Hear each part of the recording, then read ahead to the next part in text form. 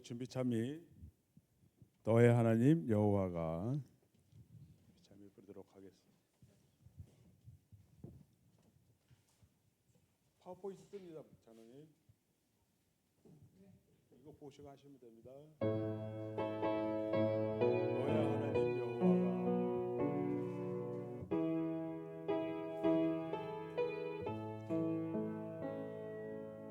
너의 하나님 여호와가 너희 가운데 계시니 그는 구원을 베푸실 전능자시라.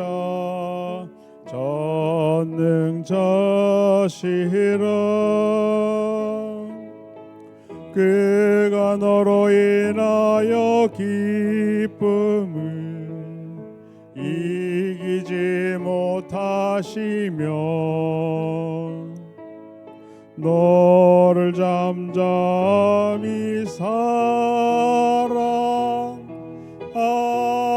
사랑하시며 즐거이 부르며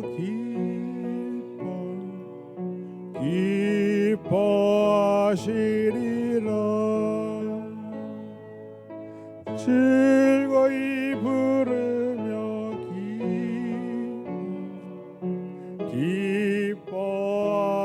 기뻐하시리라.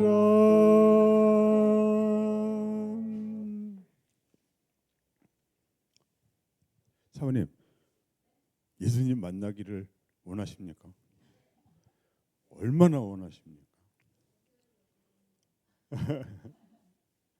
우리 황수재 씨는 예수님 만나기를 원하십니까? 얼마나 원하십니까?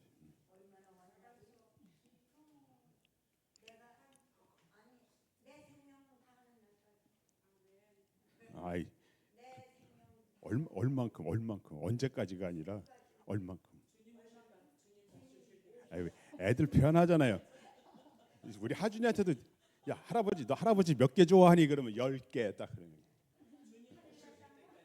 그러니까 얼만큼 좋아하냐고 얼만큼. 그러니까 우리 하준이가 이제 조금 이제 숫자 개념이 이제 해가지고 하늘만큼 땅만큼. 이제 이제 한 개, 두 개, 세 개에서 이제 하늘만큼 땅만큼으로. 제가 왜 이 말씀드리냐면 지난주 교과에서 그 좀 시간적이 좀 타이트해가지고 열망이라는 거 있잖아요. 열망. 예수님께서 우리를 만나기를 열망하신다 그랬잖아요. 그 열망이 어느 정도일까요?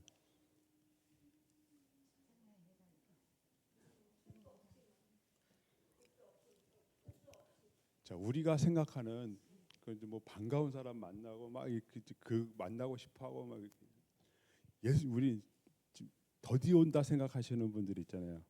예수님이 승천하시면서 곧 다시 오리라 하시고 벌써 2000년이 지나셨잖아요. 예수님께서 지성소에서 얼마나 나오고 싶어 하실까요?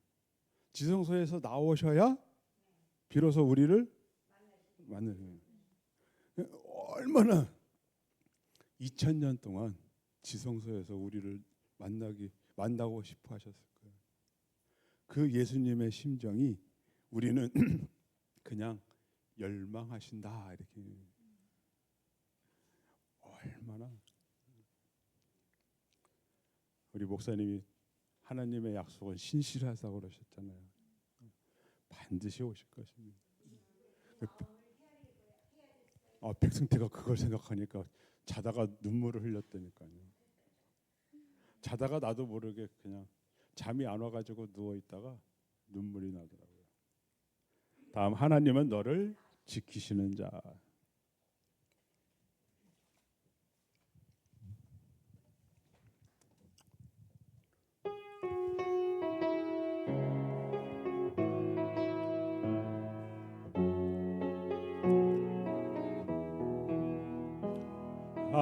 하나님은 너를 지키시는 자, 너의 우편에 그늘 되시니 낮의 해와 밤의 달도 너를 해치 못하리.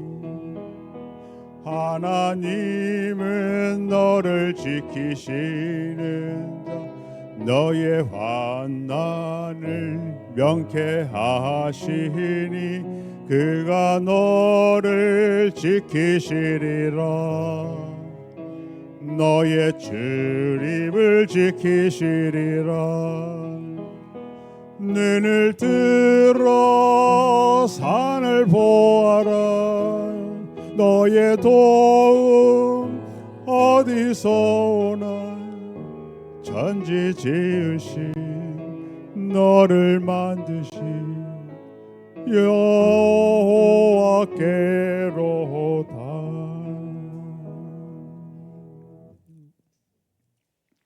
여러분들 행복하십니까? 다음 노래는 행복 불러보겠습니다.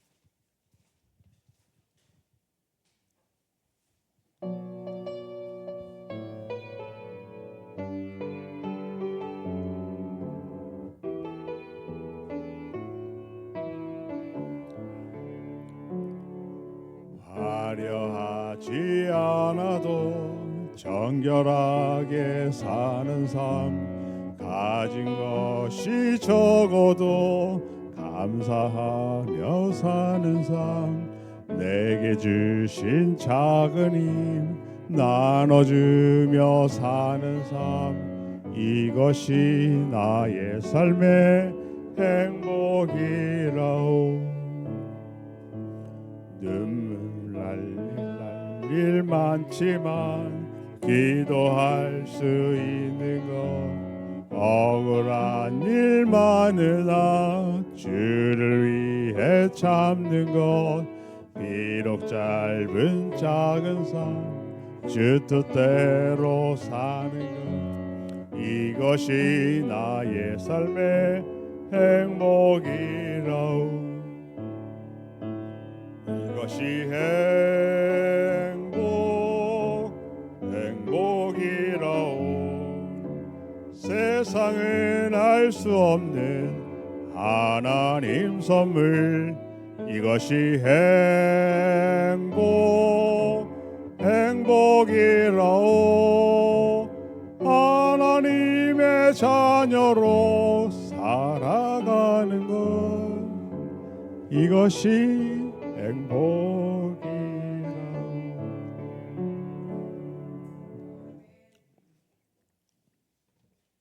요즘은 저기 이렇게 만나는 사람 뭐 이렇게 단골집으로 이렇게 찾아가는 사람들이요, 백승태가 교회 다니는 것 같은가 봐요. 교회 나가야 되는데 그냥 집에서 방송 들어도 되지요? 그러시더래요. 아닙니다. 교회 가셔야 됩니다. 요즘 제 얼굴에 교회 다님 이렇게 써 있나 봐요. 자, 주님 다시 오실 때까지.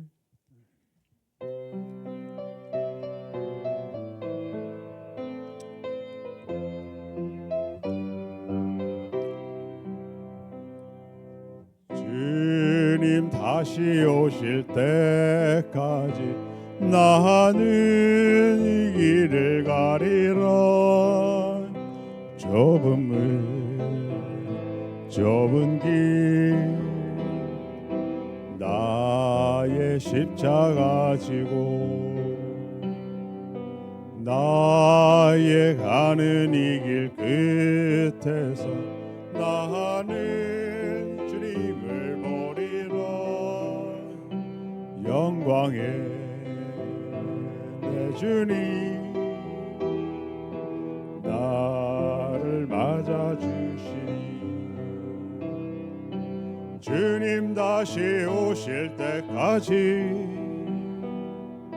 나는 일어나 달려가리라. 주의 영광 온 땅 덮을 때 나는 일어나 노래하리. 내 사모하는 주님 온 세상 구주시라. 내 사모하는 주님 영광의 왕이시라.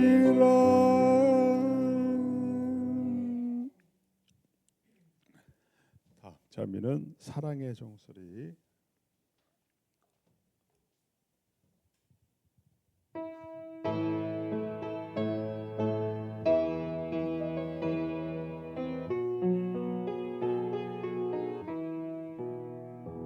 주께 두 손 모아 비나니 그 시는 정 베푸사 밝아오는 이 아침 많이 비춰주소서. 오 주 우리 모든 어물 보혈의 피로 씻기어 하나님 사랑 안에서 행복을 갖게 하소서. 서로 믿음 안에서 서로 소망 가운데 서로 사랑하면서 손잡고 가는 길. 오 주 사랑의 종소리가 사랑의 종소리가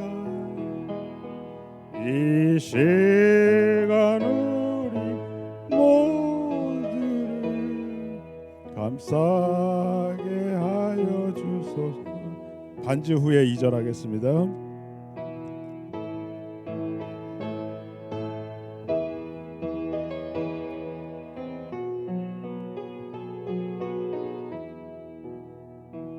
주께 두 손 모아 비나니 그 시는 정 베푸사 밝아오는 이 아침을 환히 비춰주소서. 오 주 우리 모든 어물을 보혈의 피로 씻기어 하나님 사랑 행복을 갖게 하소서. 서로 믿음 안에서 서로 소망 가운데 서로 사랑하면서 손잡고 가는 길. 오 주 사랑의 종소리가 사랑의 종소리가 이 시간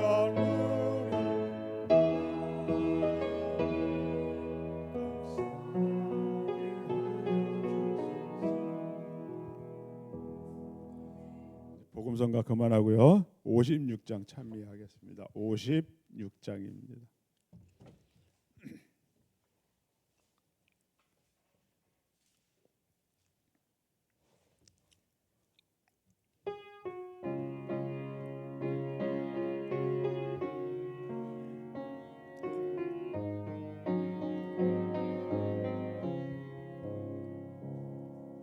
오 주여 비오니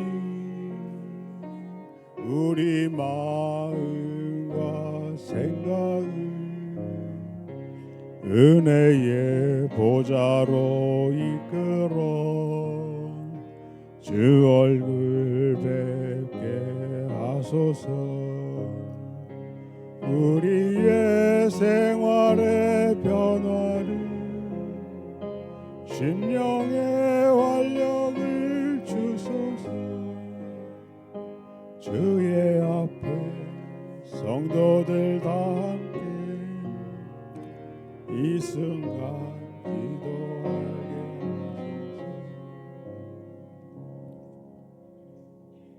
하소서.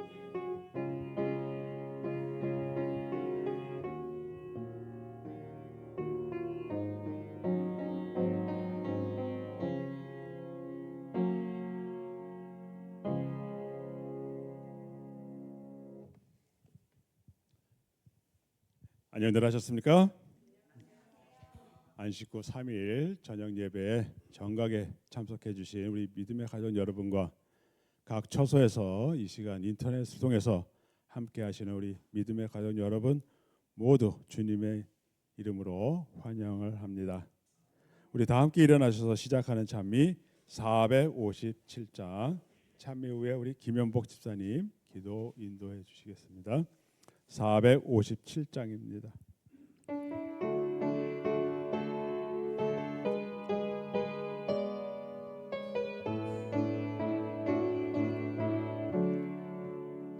주가 동산에 기다리시니 가장 기묘한 곳이로다.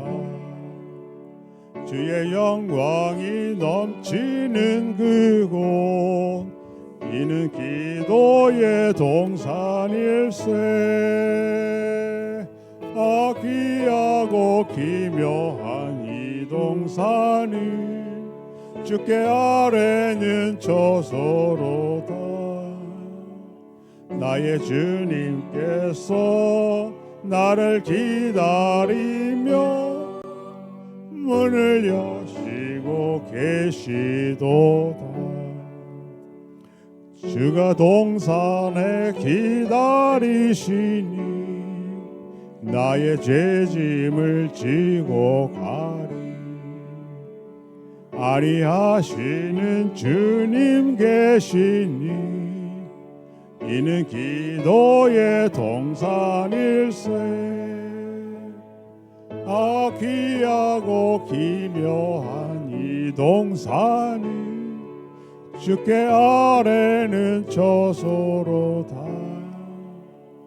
나의 주님께서 나를 기다리며 문을 여시고 계시도다. 주가 동산에 기다리시니 나를 만나자 정하시네. 주께 나가면 복 주시리니 이는 기도의 동산일세. 아 귀하고 기묘한 이 동산은 주께 아뢰는 처소로다. 나의 주님께서 나를 기다리며 문을 여시고 계시.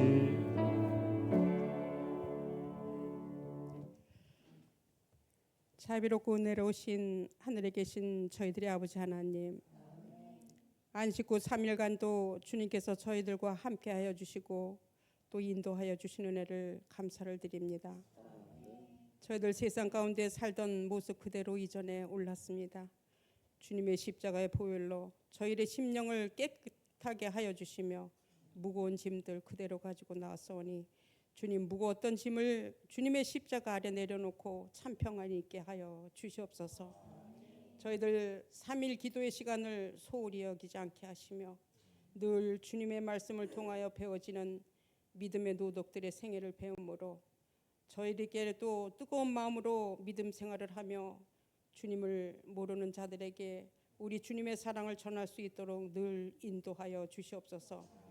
하나님 아버지, 저희들 이 시간 또 말씀의 갈급함으로 이 자리에 모였습니다. 이 시간 말씀을 주실 목사님께 영육간의 강건함 있게 하시며 저희들에게 양식을 먹이기에 부족함이 없도록 늘 주님께서 함께하여 주시며 또 저희들에게는 그 말씀을 듣고 영원히 목마름이 없는 시원한 생수를 마시고 돌아갈 수 있는 시간이 되기를 간절히 바라오며 사랑이 많으신 예수님의 이름으로 간절히 기도드렸습니다. 아멘.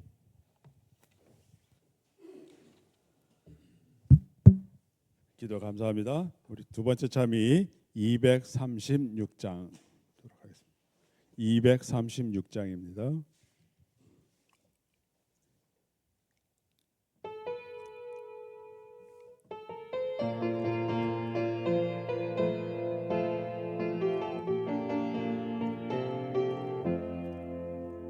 거룩한 말씀을 연구하세 구주를 항상 찾아서 생명의 말씀 잘 알도록 날마다 가르침 받세 거룩한 책을 연구하며 진리를 찾아 구하라 주님의 귀한 성경 말씀 우리의 인도자로다 거룩한 말씀을 연구하세 하늘로 가는 길 찾아 영화로운 성에 이르도록 주님의 말씀 지키세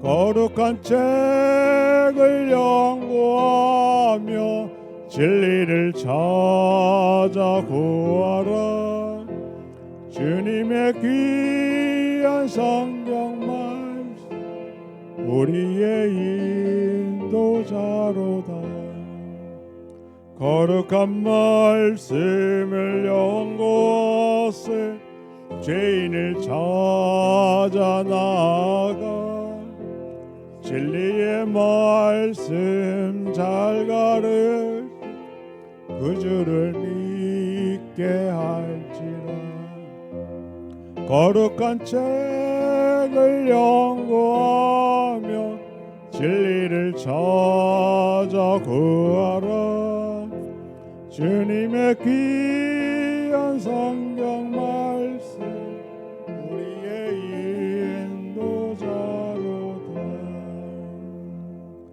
목사님 말씀 주실 때 은혜의 시간 되시기 바랍니다.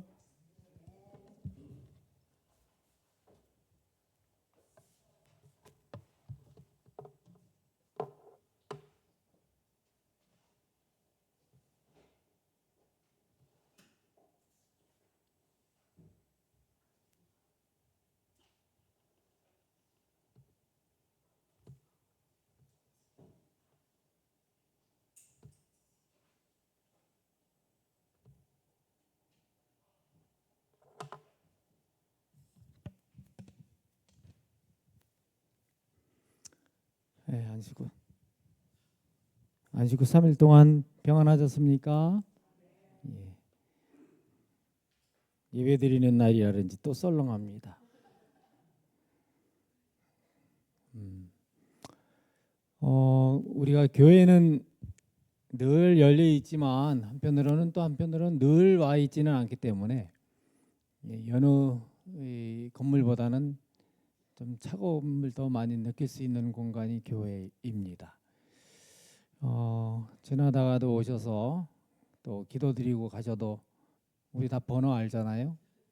그렇게 편안하게 주의 성전을 출입하시면서 주님과 밀접해지는 그런 시간들을 갖게 되시기를 간절히 바랍니다. 주의 이름으로 환영하고요. 우리가 참 주님을 믿는 백성으로서 교회에 다닌다는 걸 남들이 읽을 수 있다고 하는 것은 매우 중요합니다. 예, 왜냐하면 우리는 요즘 표현으로 말하면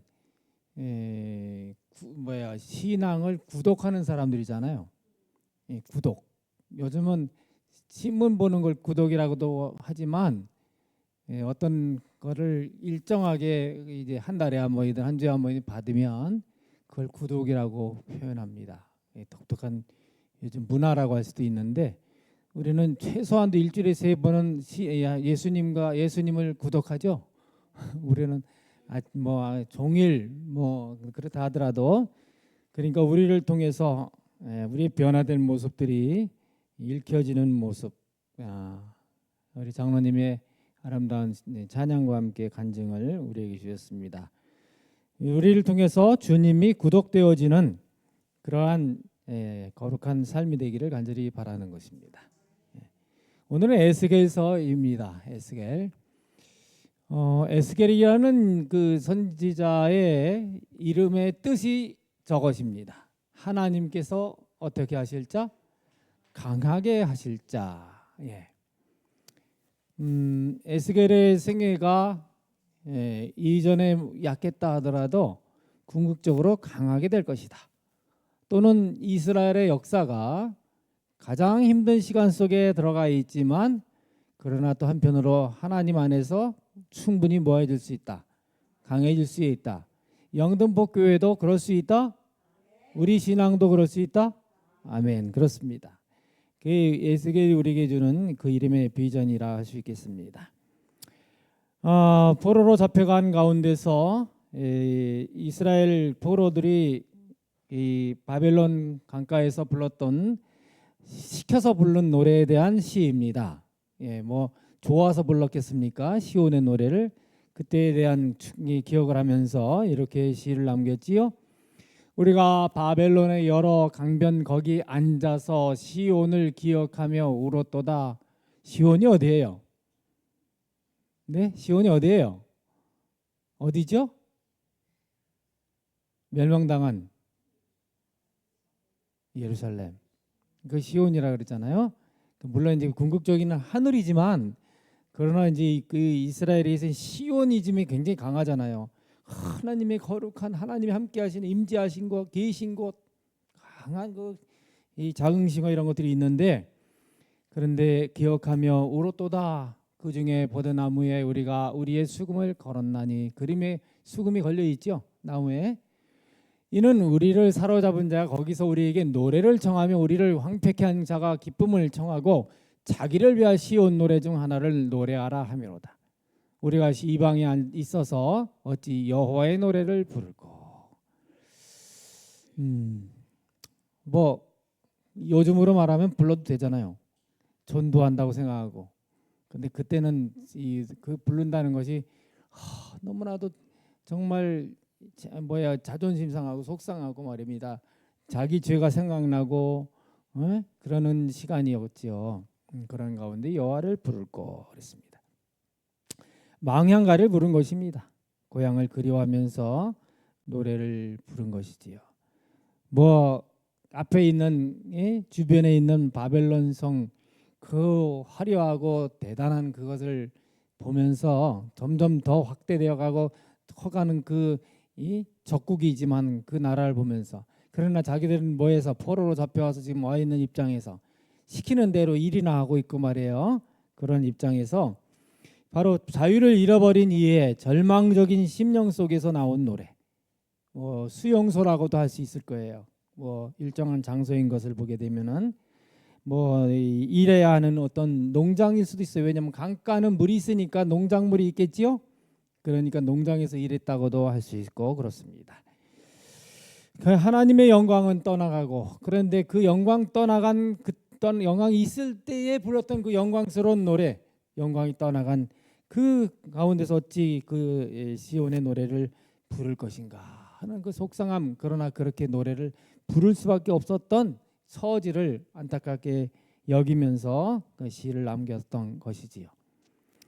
이렇게 있는 동안 그가 이 백성들 다른 이들과 함께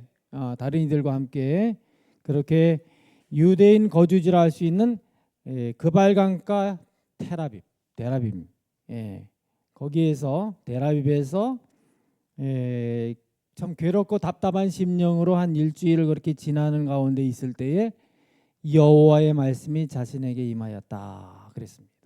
여호와의 말씀. 1장 1절 한번 여러분이 보시게 되면은 제30년 4월 5일에 내가 그발강에 사로잡힌 자 중에 있더니 하늘이 열리며 하나님의 이상을 내게 보이시니 여호와긴에 사로잡힌 지 5년 그달 5일이라. 갈대아 땅 그발강가에서 여호와의 말씀이 부시 아들 제사장 나 예스겔에게 특별히 임하고 여호와의 권능이 내 위에 있으니라. 이렇게 이야기를 하고 있습니다. 하나님께서 그런데 놀라운 사실은 지금 포로로 하나님께로부터 어떤 면에서는 버림받고 버림받고 또 하나님이 나라를 버리셨잖아요. 그리고 그들은 포로로 잡혀왔고 그러니까 버림받았다고 하는 것이 우리나라만 버림받는 게 아니라 나도 버림받아서 여기까지 와 있고 뭐 이런 참 속상하고 한탄스러운 상황이잖아요. 그런 가운데서 있는데 하나님도 함께 계셨다. 그런 가운데 있었다는 것입니다. 그런데 그런 가운데 뭐라고 이야기됩니까? 3절에 보게 되면 여호와의 말씀이 하면서 시작을 해요. 이러한 여호와의 말씀이 내게 임했다라고 하는 이런 유사한 표현이 자그마치 49번이 나옵니다. 자, 에스겔이 몇 장까지 있지요? 몇 장까지 있지요? 48장. 그러니 뭐 한 장에 한 번씩이라고 해도 되겠지요? 그렇게 참회하면서 고민하는 가운데서 아무리 뭐 소리를 질러도 하나님은 듣지 않으시는 것 같고 얼굴 돌리고 계신 것 같고 귀 막고 계신 것 같고 그런데 뭐요? 여호와의 말씀이 내게 임하여 어디로? 귀로 또는 영적으로 하나님의 말씀이 내게 임하였다 그랬습니다. 바벨론이 침공한 시가 605년과 597년과 586년이지요. 그런데 이 에스겔은 여호야긴 3개월 즉위에 있거든요. 뭐 이게 왕위에 있었는데 그때에 포로로 잡혀왔어요. 자, 그럼 이제 볼게요. 다니엘은 언제 잡혀왔죠? 다니엘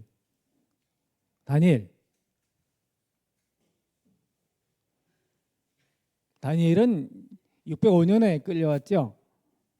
그때는 아주 똑똑한 그런 저기들 중심으로 해서가 있고 그다음에 여호야긴 그때는 10,000명이 끌려왔어요. 10,000명이. 그리고 시드기야 때에 완전히 망했습니다. 완전히 멸망했지요. 네네. 그런데 이제 그가 어떤 사람인가 하면 에스겔이 어떤 사람인가 하면 여기 우리가 봤지요. 3절에 보시면은 중간에 부시의 아들 제사장이라 그랬어요. 어디에서 봉사하던 분이에요? 성전에서 봉사하던 분이에요. 성전에서 봉사하던 분입니다. 근데 이제 뭐 물론 부시의 아들이라고는 했지만 부시가 어떤 다른 데는 어디 찾아볼 수가 없어요. 그냥 에스겔의 아버지구나 그렇게밖에는 모르는 거고요. 그 귀족 중에 한 사람이었다 하는 것이죠. 귀족 중에 한 사람이었다. 그렇게 597년에 끌려와서 592년부터 7년여 지난 다음에 이제 부름받아 이제 사역을 시작을 하게 되지요. 그러니까 예루살렘이 완전히 함락되기 몇 년 전에 부름받은 거죠? 자, 92년에 부름받았다 그랬어요. 86년에 망합니다. 586년에. 그럼 몇 년? 저기 BC는요 큰 숫자에서 작은 숫자로 가요. 아무튼 그냥 더하기 빼면 돼요. 그냥 이래도 빼도 되고 저래 빼도 돼요. 차이가 어떻게 나요? 그럼 그렇게 되는구나. 90년 나오서 7년 592년에서 86이니까 6년 내지 7년 정도 지난 다음에 예루살렘 유다가 완전히 망하는 그런 해가 이르게 되지요. 그러니까 그가 부름받아서 한 6, 7년 동안을 이 에스겔 선지자가 메시지를 받고 이 포로되어 있는 이들에게 전한 것이에요. 포로된 이들에게. 그럼 그 기간에만 한 것이 아니고 그 이후에 대해서 전체적으로 보게 되면 22년 동안 계시를 받습니다. 근데 참 독특한 것은 이 에스겔은요. 시작부터 그랬지만은 몇 년 무슨 일 이런 거를 아주 세세하게 잘 기록을 했어요. 그래서 그가 정말 얼마나 봉사했는지에 대한 게 애매하지 않고 그래서 더 확실해요. 물론 다니엘도 건너뛰더라도 이렇게 되는구나 대략 예상하지만 에스겔은 아주 더 세세하게 그렇게 아주 뭐랄까요, 학문적인 측면에서도 굉장히 그 어떤 저거를 잘 한 사람인 것 같아요. 예. 여러분 저기 일기 잘 쓰십니까? 집사님은 아마 제가 볼 때는 일기 잘 쓰시는 것 같아요. 뭐 교회에서 뭐 회의할 때도 뭐 미주알 고주알도 다 쓰시는 것 같은 느낌이 있는데, 하여튼 그 메모 잘하는 분들이 있어요. 예, 그럼 아마 장선호님도 그러신 것 같고, 백장로님은 어떠십니까? 일기, 예, 뭐 저도 일기는 참 못 쓰겠더라고요. 예, 그런데 이게 참, 하여튼 그런 어떤 그 뭐야 글을 나중에라도 뭐 가지고 뭐 자서전도 쓸 수 있잖아요. 그런 걸 쓸 수도 있고, 그러니까 참 그런 기록을 갖고 있는 거는 필요한데, 그거 참 글 쓰는 습관이라는 것이 남다른 분들이 또 있는 것 같습니다. 자, 그런데 그러한 그가 쓴 에스겔의 이 구조를 보게 되면은 하여튼 받은 그 순대 뒤죽박죽이 아니에요. 다니엘서는 뭐 예언의 부분과 역사의 부분이 구분되고 이렇게 편성이 돼 있지만 에스겔서는 그냥 쭉입니다. 거의 쭉이에요. 약간 뭐 섞임 이렇게 앞뒤도 있지만 그냥 거의 그대로입니다. 연대에 있어서. 그래서 이제 보시게 되면은 이게 여러분 달통 거기 있는 거 그대로인데요. 24장까지는 전부 다 어디에 대한 거예요? 유다에 대한 거예요. 그렇죠? 근데 유다에 대한 것이 나오면서 그 뒤에 이 포로 중에 있을 그때 받은 것이 뭐냐면은 이방에 대한 심판에 대한 것도 기록되어 있다. 주셨다는 것입니다. 뭐 얘네 좀 쉬운 말로 얘네들이 말입니다. 유다를 얼마나 뭐한 거예요? 뭐한 적이들이에요. 늘 뭐 여차하면 막 괴롭힌 적이들이잖아요. 불편하게 한. 근데 그들에 대한 것도 있으면서 전체적으로 이제 그 멸망에 대한 것을 말씀을 하고 있지요. 그래서 하나님의 뭐가 상실돼요? 영광이 상실됩니다. 그러나 이제 33장부터 시작해서 48장까지 이르는 속에 이렇게 뭐예요? 회복에 대한 하나님의 영광의 회복에 대한 말씀 메시지를 우리에게 주고 계시다는 것입니다. 그러면서 그러기에 이 속에서 이건 긴 예언이잖아요. 22년. 근데 처음에 딱 준 메시지가 이거예요. 1장의 환상이거든요. 여러분 읽어보시면서 그려보세요. 아주 하나님 보좌가 있고요. 아래쪽에는 뭐가 바퀴가 있고요. 근데 사방으로 돼 있어요. 눈이 있고요. 그 다음에 뭐 이 사방에 사람 같은 모습을 가진 뭐예요? 저기 사자, 그 다음에 뭐예요? 사람, 또 짐승이 있죠. 저기 우리 저기 성전의 성소의 그 구조와 관련된 네 짐승에 대한 것들이 언급되어져 있어요. 근데 사람의 모양처럼 하고 있는 그런 모습. 그런데 이리로 가려면 이리로 가고 저리로 가려면 저리 가요. 그냥 마음대로 동으로 가고 싶으면 동, 서로 가면 서로 뭐 마음대로 방향 금방 들어가지고 갈 수 있는 그런 하나님의 그 보좌의 어떤 모습을 그려주고 있는 것입니다. 그래서 여호와의 영광, 벌써 절망적인 상황 속에 있는 그와 그 모든 포로들이지만은 처음부터 뭘 보여줘요? 엄청난 희망을 보여주고 계십니다. 하나님은 한편으로는 공의로운 분이시지만 그냥 공의로만 끝나시는 분이 아니라 공의로우시지만 또 자비로운 분이시다. 하나님의 공의가 더 두드러질 때는 언제 가면은 죄가 더 관영할 때 하나님의 공의는 더 현저하게 나타납니다. 그러나 그만큼 더 뭐가 골짜기에 깊으면 깊을수록 뭐가 높다고요? 이 능선이 높은 것처럼 그렇게 은혜가 이 하나님의 자비가 크다고 하는 것입니다. 결국 이 안에 뭐가 있냐면 희망의 마스터 플랜이 있는 것입니다. 하나님의 희망의 마스터 플랜. 우린 지금 노래 부르고 싶지도 않은데 노래를 부르고 싶지 않은데 부르라고 할 때에 그것도 말입니다. 그냥 뭐 일반 그 가곡 같은 거 부르라는 것도 아니고, 그러니 우리에게 누가 찬미가 이제 감옥에 있는데 부르라 그러면 찬미가 부르면서 나도 모르게 눈물이 나게 될 수밖에 없어요. 주님 때문에 끌려와서 그래서 고초를 당하면서 찬미를 부르라 그럴 때 말입니다. 그 찬미가 부르면서 그냥 울 수밖에 없어요. 자, 그래서 여기 이미 본 그대로 30해, 30째 해, 넷째 달 하면서 일장이 쭉 나오는 그 이상을 보았다 이 말입니다. 그때 그 기록 제 30년 그걸 어떻게 볼 것이냐 해석이 여러 가지가 있어요.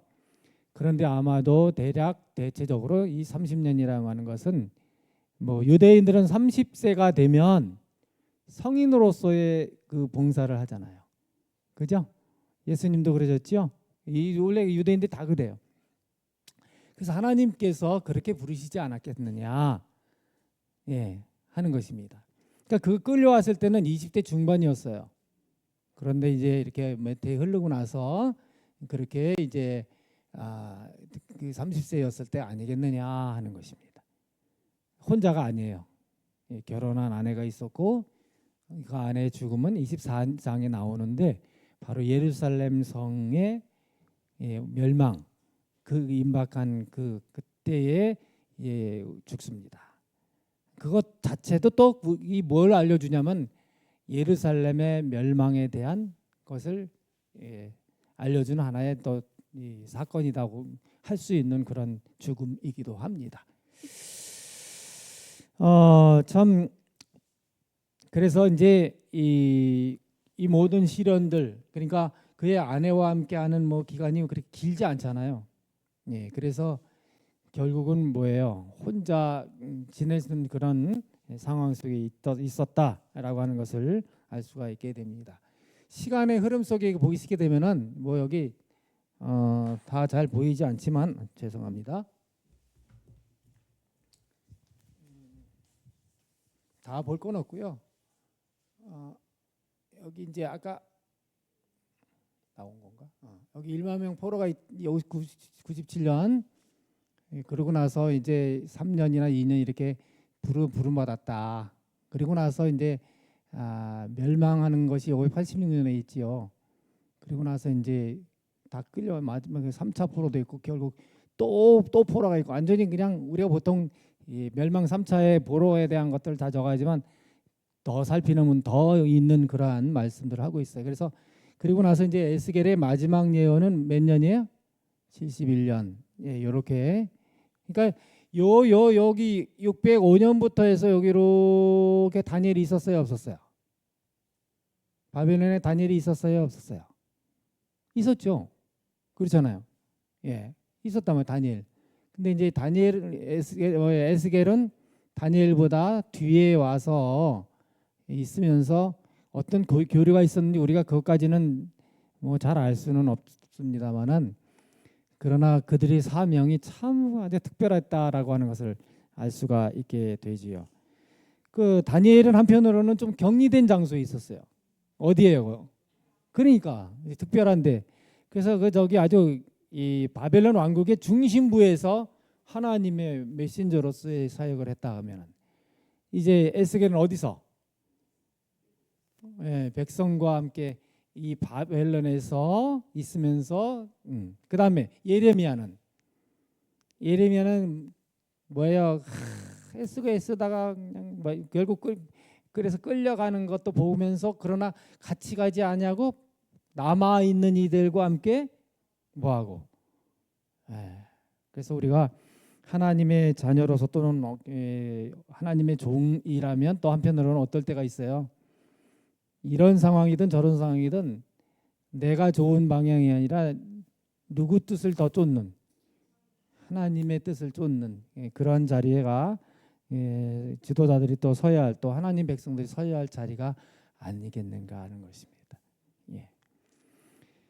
자 이제 봅시다. 시편 42편 3절 5절 어떤 면에서는 이게 에스겔의 고백이기도 하지요. 네. 사람들이 종일 나더라 하는 말이 네 하나님 어디 있느냐? 그 발강가에서 말입니다. 야, 니네 하나님이 참다기 뭐 창조주라며. 근데 왜 너희 이렇게 됐냐?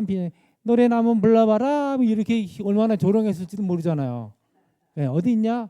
하나님이 계시다면 우리가 이렇게 기세등등할 수 있냐 뭐 이러면서 말입니다. 내 눈물이 주야로 내 음식이 되었도다. 얼마나 낙심되겠어요. 그런데요, 하나님께서는 이스라엘을 위하여 하나님께서 요셉을 애굽에 보내시기도 하셨고, 또 그다음에 이 예루살렘이 멸망하기 20년 전에 한편으로는 이 바벨론의 왕권의 중심부로 누굴 보내셨어요? 다니엘과 그의 친구들을 보내서 비록 그렇게 하나님의 쓰시는 그 몽둥이가 돼서 그렇게 하고 있기는 하지만 적잖게 뭐예요? 적잖게 그 역할을 통해서 완전히 뭐하지 않게끔, 진멸되지 않게끔 했다. 진멸되지 않게끔. 여러분 처음부터 예레미야 말대로 그냥 들었으면, 또 여기 이제 에스겔서 전체의 메시지는 또 뭐냐면은 에스겔을 통해 주시는 기별을 따라서 여기 지금 포로로 잡혀왔는데 여기서 뭐하지 않으면, 반항하지 않으면 하나님은 이렇게 하고선 끌려가라는 거였어요. 그럼 죽었어요, 안 죽었어요? 반복되는 얘기가 됩니다만은 하나님께서 그렇게 바벨론으로 가라고 했다고요, 차라리. 예. 근데 바벨론은 끌려간다는 것 자체가 사실 쉬운 선택은 아니에요. 자, 내 집에 살다가 남의 집도 아니고 저기 바깥에 창고 같은 데서 사는 식으로 가서 그렇게 지내야 한다고 하면은 그게 쉬운 선택이겠습니까? 예. 그러니까 반항하는 거죠. 근데 하나님의 말씀을 순종하지 않는 입장에서는 뭐가 더 앞서냐면 자존심이 앞서는 거예요. 자존심이 앞서는 거예요. 그러나 하나님의 뜻을 아는 사람은 하나님의 섭리가 어떠할까 하고 기다릴 줄 아는 사람이 되는 거죠. 예. 요셉도 말입니다. 그냥 용을 쓰고 악을 쓰고 말이 이렇게 했으면은 어떻게 됐을까요? 뭐 얼마 전에 제가 누구한테 들은 것 같은데 뭐 이렇게 가슴 아픈 얘기지만 어떤 사람이 이제 이렇게 한강에서 뛰어내리는 경우에 건져내 보면은 뭐 이렇게 장로님이 말씀하셨나? 손톱이 뭐 다 없다고. 예. 막상 죽자고 뛰어내리고는 뭐 하는 거예요? 그 본능이 뭐예요? 살려고 하는 거예요. 예. 그렇게 용쓰지 말라 이거예요. 하나님께서 가라 이거예요. 그러면 살 길이 있다. 하나님께서 우리에게 그렇게 매맞아야 할 때 우리가 매맞는 것을 싫어하기보다는 맞고 정신 차리는 게 낫다는 것이죠. 그냥 반항해가지고 그가 그렇게 참 하나님의 예비하신 그렇게 바벨 애굽에서도 그랬고 바벨론의 길도 이렇게 예비한 것처럼 에스겔도 그를 하나님께서 포로로 잡아갈 때 한편으로 백성들과 함께 멍하고 정말로 우리의 장래가 참 어떠할까 암담하고 예레미야 선지자가 얘기한 것도 기억나고, 예? 근데 여기 지금 이 참 시온에는 노래 한번 불러봐 뭐 이런 식의 입장에서 이게 참 암담하기도 하고 그런 가운데서 하나님 어찌하오리까 이런 갑갑한 심령을 가지고 기도하는 가운데 있는 그에게 하나님의 나의 백성들을 위해서 봉사하라 하신 거예요. 그래서 그의 집이 무엇이 됐냐면은 모이는 회당이 되고 하나의 성소가 되고 오늘날로 말하면 교회가 되었어요. 예. 예루살렘에서 이제 제사장으로 봉사하던 분이 말입니다. 말단 제사장이었을지라도 이게 얼마나 참 하나님께 영광된 직분이겠어요. 그런데 그런 입장에서 이제 그가 이제 우리 백성들 낙심해 있는 그들을 다시 한 여호와께로 돌아가게 하는 그것이 그 장소가 어디가 그렇게 거룩한 곳이 되겠냐면 자기 집을요. 예. 그래서 이제 뭐 아까 보았던 대로 이와 같은 구조를 볼 수 있고요. 에스겔이 어떤 상징적인 행동을 통해서 백성들에게 이렇게 하고 누워 있는 게 이게 하나의 설교 한 편이에요. 예?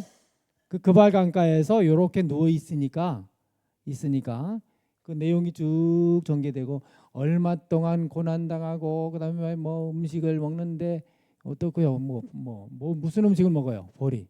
예? 그다음에 뭐 그런데 그거를 쇠똥으로 구워 먹고 예, 아주 참 비참한 상황이죠. 그런 식으로 하면서 이렇게 누워 있었단 말입니다. 예, 이렇게 이런 모양을 해. 그래서 예루살렘의 멸망에 대한 것, 성소 같은 이 예루살렘 성소가 뭐예요? 이렇게 바벨론에 이렇게 뭐예요? 포위가 되고 그 다음에 예, 철판 같은 강렬한 것에 의하여 망하는 것, 그것을 그 기간에 대한 것은 참 여러 모양으로 해석이 있습니다만은 어떤 분은 이 이스라엘 백성들의 과거 애굽에서의 그 기간 430년을 더하면 430이거든요. 그래서 그거로 연결하는 분도 있는데 어떤 정확한 딱 떨어지는 건 없어요. 그래서 대개가 그래서 보면서 이 포로가 얼마나 길고 지리할 수 있겠다 하는 그런 식의 생각을 죄가 더한 그들에게 엄한 벌이 더 길다 뭐 이런 것을 생각하게 하는 정도로 이해를 하고 있습니다. 그 두 번째의 상징적 행동은 뭐냐면 포로 행장을 하고 성벽을 뚫고 이사하는 그러한 행동을 했다는 것입니다. 이것도 역시 결국 그거 하나님께서 말씀하신 것 너희가 망한다 이대로는 망한다 하는 것들이 확실하고 또 확실하다 하는 것을 이런 식으로 행동으로 보여지게끔 하셨습니다. 21장에는 또 하나의 것이 있는데 그냥 정말 엄청난 탄식을 해요. 이것도 역시 예루살렘 멸망 직전에 대한 이죠. 그래서 바벨론 왕이 가다가 이리 갈까 저리 갈까 저리 가자. 그래가지고 예루살렘을 향하게 된다고 하는 그런 가운데서 아내가 죽었지만 기가 막히지만 울지도 못했어요. 너무나도 분명한 것을 알리고 또 알리고 그러다가 그것이 현실이 되었을 때 얼마나 기가 막혔겠어요. 너무 기가 막히면 눈물도 안 나온다 그러더라고요. 조금 저기 정신이 들면 그때부터 막 펑펑 쏟아지기 시작하고 차라리 울고 나면 시원하고 그게 참 우리 사람이라고 합니다. 그런데 그러한 참 서글픔 속에서 후에 이제 적어되는 것이 뭐냐면 에스겔을 통하여 보여준 다시금 뭐예요? 예루살렘의 성의 모습, 그 성전에 대한 것 그런 성과 성전에 대한 걸 보여주면서 성전으로부터 뭐가 나오냐면 강이 흘러나와요. 예, 근데 물이 흘러나오면서 점점 뭐 하는 거예요? 커지는 거예요. 그리고 많아지는 거예요. 여러분 우리가 기본적으로 이 지구촌의 현재의 모습은 작은 것들이 모여서 바다가 되잖아요. 그렇죠? 근데 이거는 뭐예요? 이 작은 데서 나와가지고 그냥 바다를 이루는 거예요. 에덴 동산에서 발원하여 왜 사방으로다가 이 강이 나갔잖아요. 그러한 것과 맥락을 같이 한다고 보면 되겠습니다. 그러니까 하나님의 보좌로부터 뭐가 영광스러움이 다시 뭐한다 이거예요. 회복되면서 큰 회복이 있게 될 것을 성소를 중심으로 해서 설명을 하고 있다. 그래서 우리가 굉장히 마음을 두고 관심을 두고 우리의 신앙의 이 어떠함을 두기 위해서 관심을 둬야 할 부분이 뭐냐면 법궤와 그 안에 하나님의 계명인 것입니다. 자 보십시오. 이스라엘 사람들은 그들의 신앙이 명목뿐이었고 하나님께서 들으실 만한 신앙의 능력을 잃었다는 사실을 깨닫지 못하였다. 법궤 속에 간직한 율법도 역시 뭐다? 하나님의 임재의 상징이었다. 다 바꿔 말하면 하나님의 영광이라 이 말입니다. 그러나 그들은 계명을 멸시하고 그 요구를 경시하여 저희 중에 계신 하나님의 성령을 슬프시게 하였다. 백성들이 거룩한 계명을 순종할 때에만 자 여기 중요합니다. 백성들이 계명을 뭐 할 때에만 순종할 때에만 여호와께서 저희와 함께 계셔 당신의 무한하신 능력으로 그들을 위하여 일하실 것이었다. 그러나 그들이 법궤를 하나님과 관련된 것으로 바라보지 않고 당신의 율법을 순종함으로 당신께서 나타내신 뜻을 존중하지도 않았을 때에 법궤는 그들에게 보통 괴짝에 불과하였다. 그들은 법궤를 우상을 숭배하는 민족들이 그들의 신들을 바라보듯이 마치 법궤 자체의 능력과 구원이 있는 것처럼 바라보았다. 이 사무엘상의 그 전쟁터에 법궤를 들고 나갈 때에 대한 설명인데요. 그것이 이스라엘의 그 마지막 모습, 유다의 마지막 모습이나 크게 다르지 않았다 하는 것입니다. 여호와의 영광이 언제부터 그들 중에 임했습니까? 성소를 지으라. 너희 중에 내가 함께하겠다. 이대로 지어라. 성소를 지었잖아요.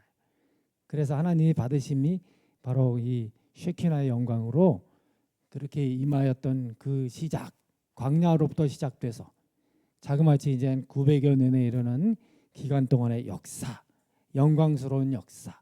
그러나 영광이 말입니다.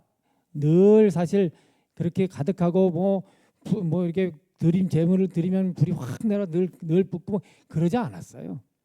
왜냐하면은 그렇지만 전체적으로는 하나님의 영광이 이스라엘과 함께하는 것으로 왜요? 그들은 선민이었으니까.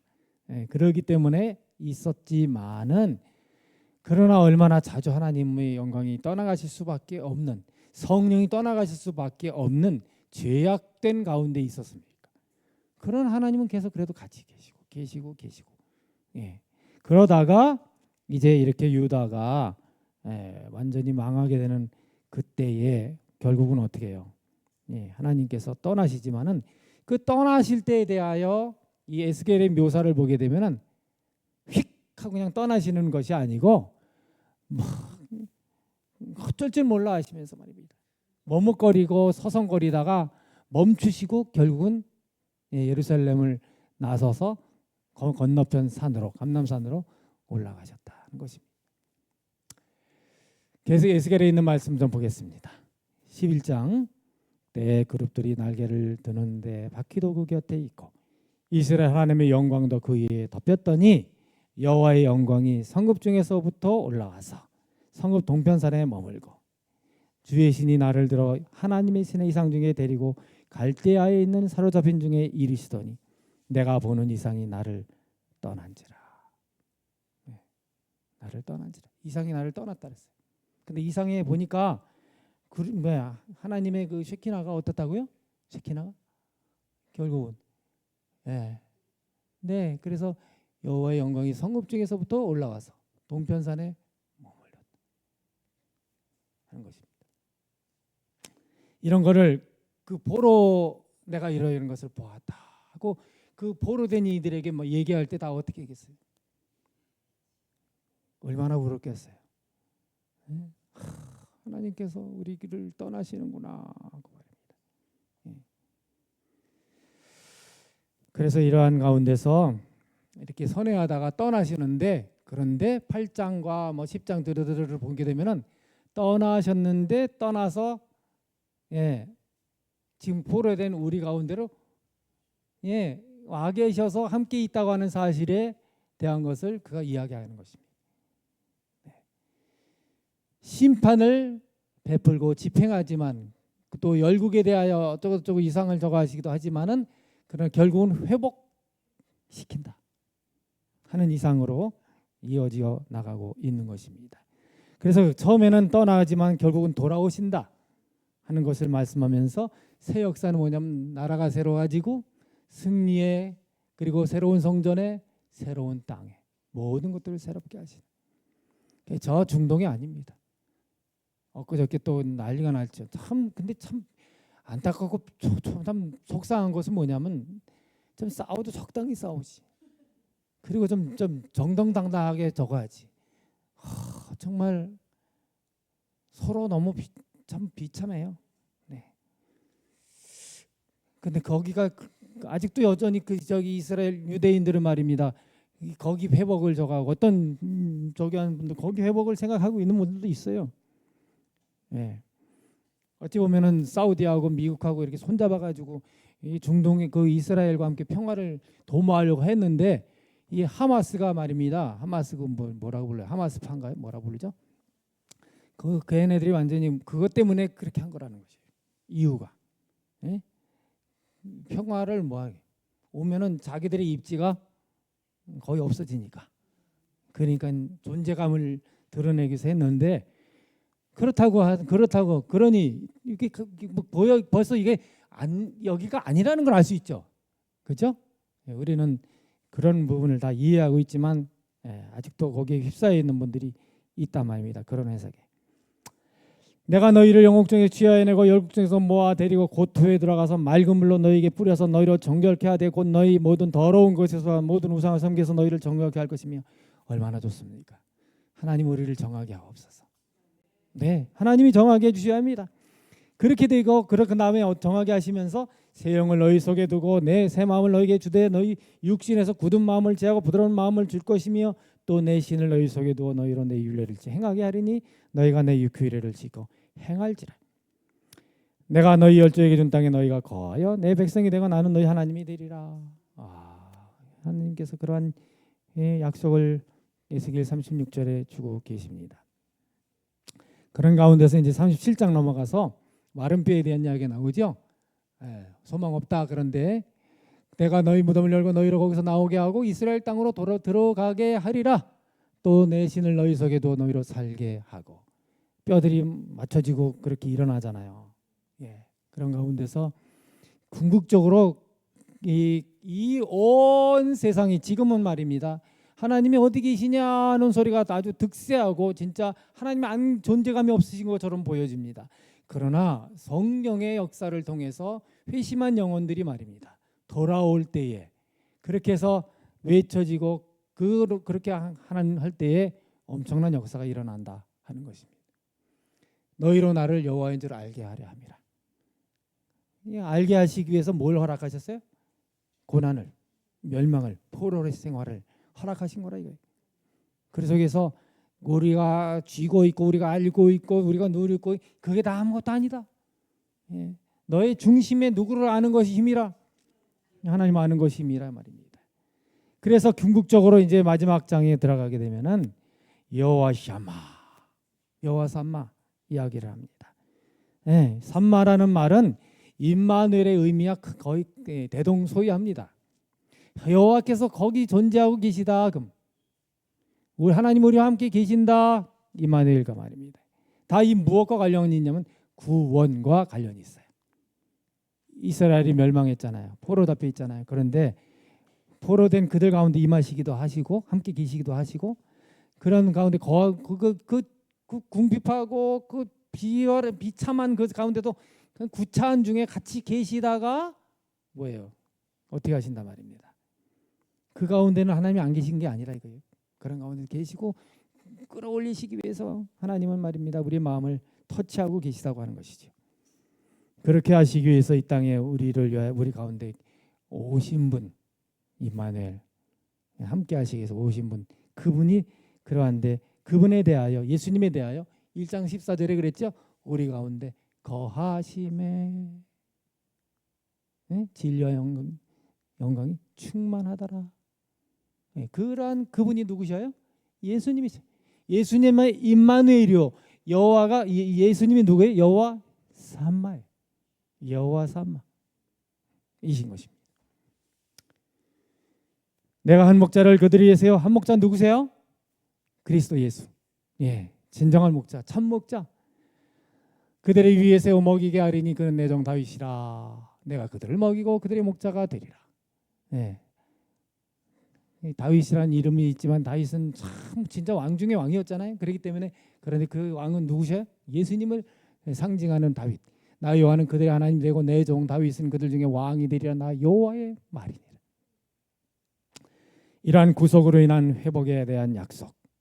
그래서 여호와 이 47장 1절로 12절을 보게 되면은 여호와께서 계시는 성소로부터 만물을 소생시키는 생명강이 흘러나와 온 세상을 덮는다. 1절로 12절을 요약하면 그렇습니다. 성소로부터 시작해서 쫙 진리의 의의 물줄기가 여호와라는 지식이 말입니다. 그래서 물이 바다 덮음 같이 여호와라는 지식이 세상에 충만할 것이라고 하는 이사야서 11장 9절 이스라엘의 장래에 대한 그 예언을 하는 가운데서 하셨던 그 말씀이 그 역사가 예수 그리스도의 재림과 함께 영원한 나라를 통하여 회복될 것을 약속하고 계신 것입니다.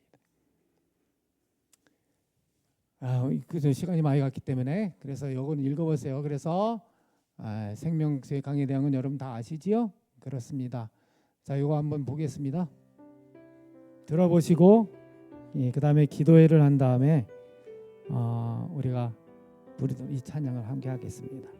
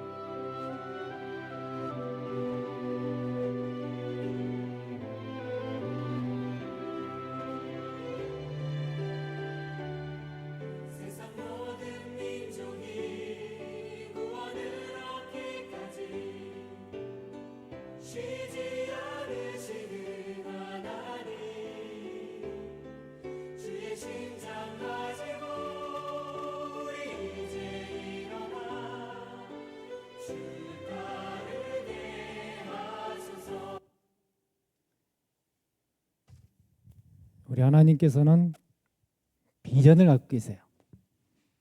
그런데 우리 하나님께서 이 거룩한 꿈을 이루심에 있어서 하나님은 저 멀리 계시고 이루시는 분이 아니시고 우리 가운데 거하시는 분, 우리와 함께 하심으로 이루십니다. 그러므로 우리는 외롭지 않습니다. 우리는 지치지 않을 수 있습니다. 우리는 더 힘있게 능력 있게 사역할 수 있습니다. 하나님 섬길 수 있습니다. 왜요? 그분이 여호와 샴마고 임마누엘이시기 때문입니다. 그러한 하나님의 비전이 우리 모두를 통해서 이루어짐으로 주님의 백성들이 영성이 충만해지고 성령 충만해지고 또 교회가 부흥하는 역사가 함께 있게 되기를 간절히 소망합니다. 에스겔은 그런 비전을 가졌습니다. 우리도 그 비전을 갖고 함께 기도할까요? 예, 기도하시게 되기 바랍니다. 자, 여기 보시면 세 번째 좀 특별한 제목을 올렸습니다. 11월 11일 안식일 세계 북한 선교 기도 안식일이에요. 그래서 이제 매주 이렇게 그냥 올릴 거예요. 그런데 우리가 이제 그 안식일에 북한 선교를 해서 기도하는 날 같지만 지금부터 기도하면 좀 더 우리가 충분히 더 많이 기도하고 그러면서 함께 이 선교 안식일에 동참하는 그런 축복을 경험하게 되리라고 믿습니다. 그리고 우리 영양 가족들 그다음에 환우들을 위해서 함께 기도해 주시면 감사하겠습니다.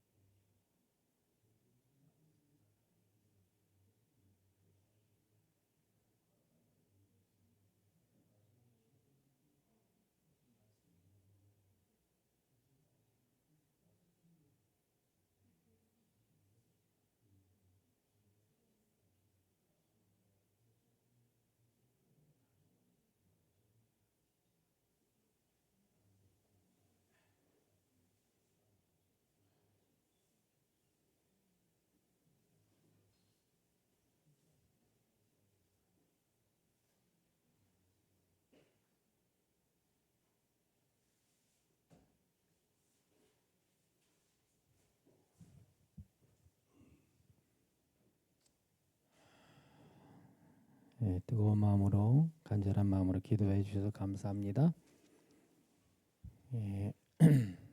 아까 그거는 동영상은 2번 반복해서 부르는 거지만 우리는 그냥 그렇게까지는 안 부르지만 여기 나오는 화면대로만 부르시면 되겠습니다.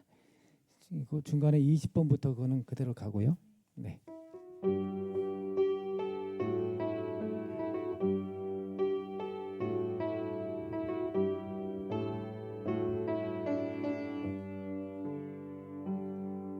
세상 모든 민족이 구원을 얻기까지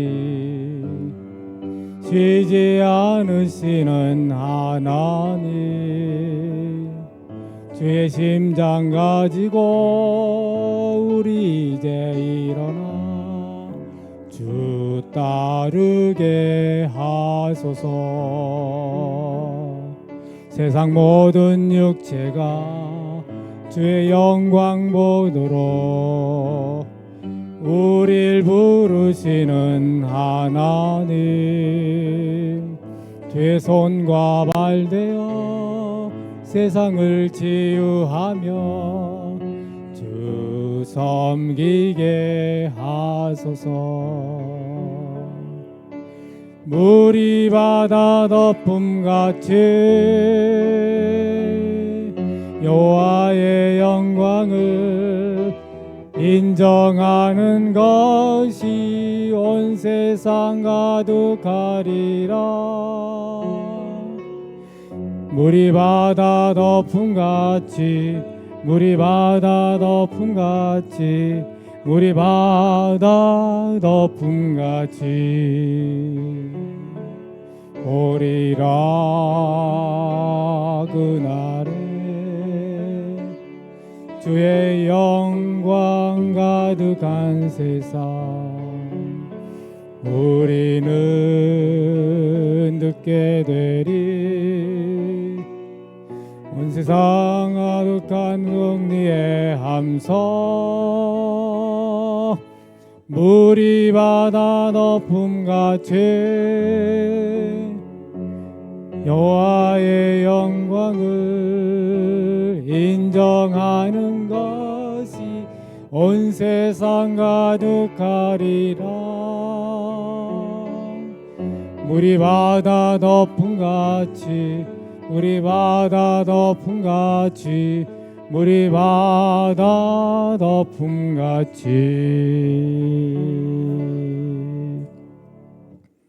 아버지 하나님, 에스겔이 젊고 어떤 면에서는 약한 부분도 있을지 모르지만은 하나님이 점점 더 강하게 하시고 뚜렷하게 하셨던 것처럼 쇠약한 이스라엘 역사 속에 함께 하셔서 그들을 다시 한번 회복시켜서 온전케 하시고 그것이 온 천하를 가득하게 하시는 은총을 성소로부터 베푼다고 하셨사오니 그 은혜를 진심으로 감사합니다. 우리 하나님을 바라봅니다. 하나님을 향한 주의 백성들에게 주의 보혈로 성결케 하시고 성령으로 충만케 하셔서 더욱 거룩하고 또한 영의 충만함을 통한 능력의 종들이 되게 하여 주시옵소서. 남은 일주일의 시간 속에서도 진리의 말씀으로 더욱 거룩하게 하여 주시고 우리의 마음속에 안식일을 더욱 기억하여 거룩히 지키려는 하나님의 말씀에 순종하는 심령이 가득하도록 도와주옵소서. 우리의 모든 것들을 주관하시고 인도하시는 주님께서 산마하시고 또한 임마누엘 하시는 것을 감사드리며 예수님의 이름으로 기도하옵나이다. 아멘.